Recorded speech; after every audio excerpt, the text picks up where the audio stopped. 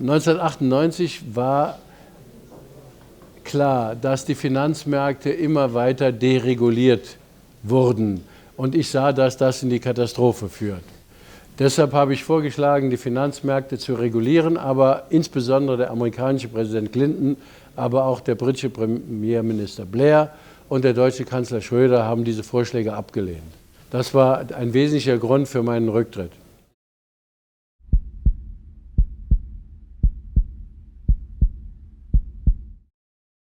Wir haben in Deutschland ein Einparteiensystem mit 4 Flügeln. Diese 4 Flügel nennen sich christliche Demokraten, Sozialdemokraten, Liberale und Grüne. Sie wollen alle dasselbe, sie sind für den Fiskalpakt und damit für Sozialabbau und Entdemokratisierung. Die Linke lehnt den Fiskalpakt ab. Sie steht nicht im Dienst der Banken, sondern sie setzt sich ein für die Völker. Sie lehnt ein Wirtschaftssystem ab, in dem die Mehrheit arbeitet, damit eine kleine Minderheit reich wird. Sie will eine Gesellschaftsordnung, in der die Mehrheit dafür arbeitet, dass ihr eigener Wohlstand wächst.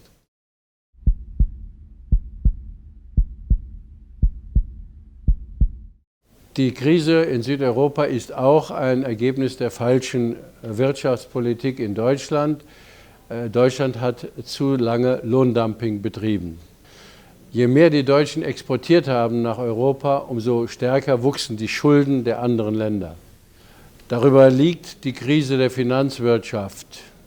Die Finanzwirtschaft hat dazu geführt, dass die europäischen Staaten die Banken retten mussten und sie haben sich maßlos verschuldet. Ein Beispiel sind Irland und Spanien. Natürlich ist die Krise in Südeuropa auch eine Bedrohung für die Stabilität der Volkswirtschaft in Deutschland. Denn eine Volkswirtschaft, die viel Export hat, ist natürlich in Gefahr, wenn die Länder, in denen sie Waren exportiert, wenn diese Länder in die wirtschaftliche Krise kommen. Die Deutschen haben Angst, dass die Krise in Südeuropa auf die deutsche Volkswirtschaft zurückschlägt. Und die ersten Anzeichen merkt man schon, insbesondere im Automobilsektor. Das ist zwar noch nicht so stark wie in Frankreich, aber man merkt es schon.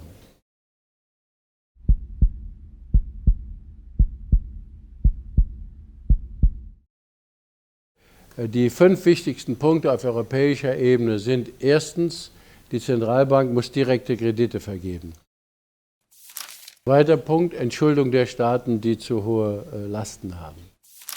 Dritter Punkt, Millionärsteuer statt Kürzung der Renten und Löhne.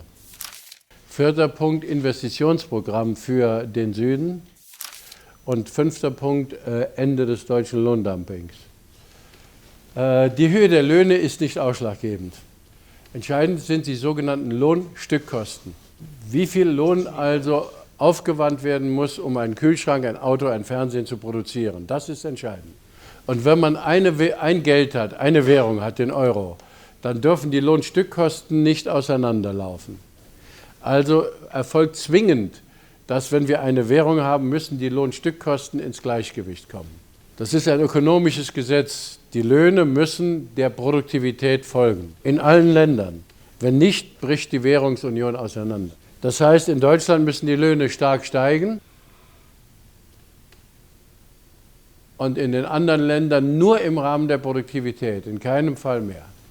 Das ist ökonomisches Gesetz, nicht unbedingt Politik der sozialistischen Politik.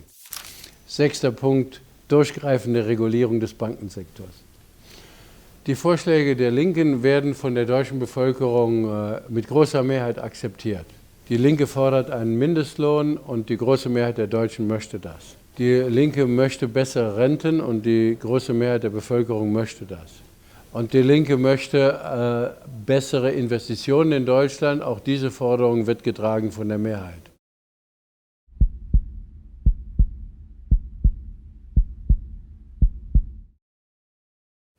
Die Schwierigkeit beginnt dort, wo wir Vorschläge zur Erneuerung des Finanzsystems machen.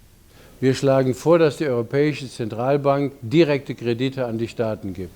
Das versteht die große Mehrheit der Bevölkerung nicht.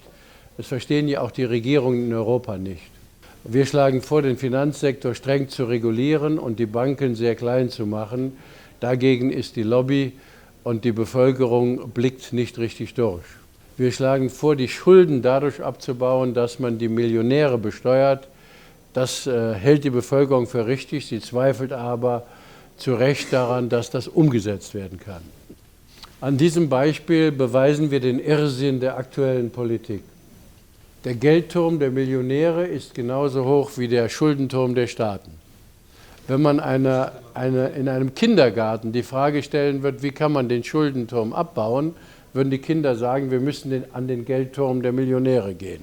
Aber die Regierungen und Parlamente Europas sind nicht so klug wie Kinder.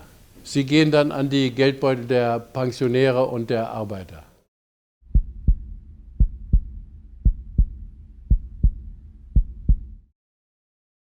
Die Linke stellt das jetzige System infrage und damit den Besitz der Mächtigen. Damit hat sie auch die gesamte Presse und das gesamte Fernsehen zum Gegner.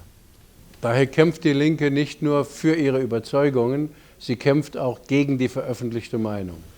Die Lösung ist, dass wir demokratische Medienstrukturen aufbauen, wie zum Beispiel die Regierung Venezuelas das will. Wir brauchen also Medien, in denen die Belegschaften bestimmen, was in den Medien steht und nicht ein einzelner Besitzer.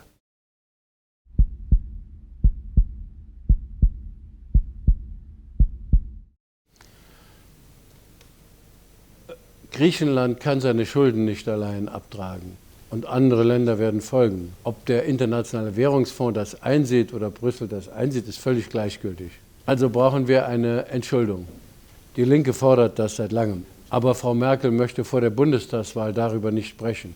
Aber die Entschuldung wird kommen. Das Entscheidende ist aber, dass wir das ganze europäische System umbauen müssen. Europa steht zurzeit im Dienst der Banken. Über 90% der Milliarden für Griechenland sind nicht den Griechen zugute gekommen, sondern den Banken. Ein Europa, das die Banken rettet und die Jugend arbeitslos werden lässt, muss scheitern oder ist gescheitert.